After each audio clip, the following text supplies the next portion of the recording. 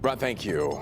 In other news this afternoon, a Detroit fire chief ends his shift in handcuffs, and sources are connecting his arrest to a crash that happened while he was allegedly under the influence of alcohol. This is a photo of the car hanging over the Lodge Freeway. Take a look at that. Local 4's Sean Lay joining us now live this afternoon with a look at what we're learning about this arrest, Sean.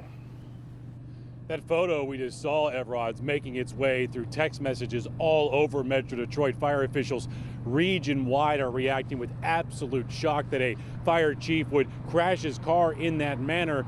Our cameras were there when Detroit police took that chief into custody.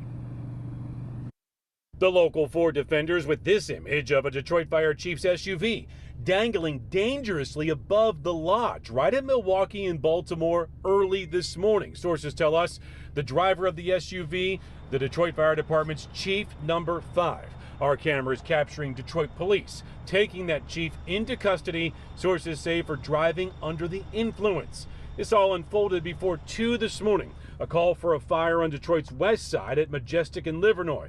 Chief 5 was supposed to be there. He would serve as the head coach of the firefighting operation, directing firefighters, keeping track of them, calling for EMS if needed. But repeated calls on the radio, Chief 5 could not be reached. Eventually, he was found in the department SUV, dangling over the Lodge, unable to get out of his own SUV. He told crews on the scene he was not hurt. This comes 1 week after a Detroit firefighter over on the east side, the department says, was driving a fire engine drunk, responding to a call and crashing into a car once he and his crew got to that call.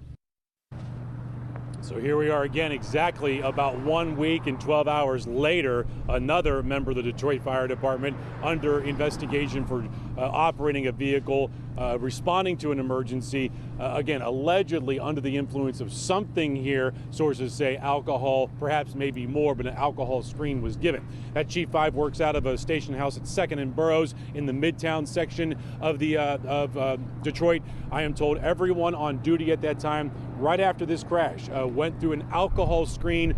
4 negative tests came back, Evrod, 4 tests pending further investigation, further analysis into those tests. We'll be speaking to the fire commissioner here in just a bit to get his thoughts on, again, an issue here within the department. Back to you. Yeah, and Sean, we know you'll stay on top of it. Thank you for keeping us updated on this situation.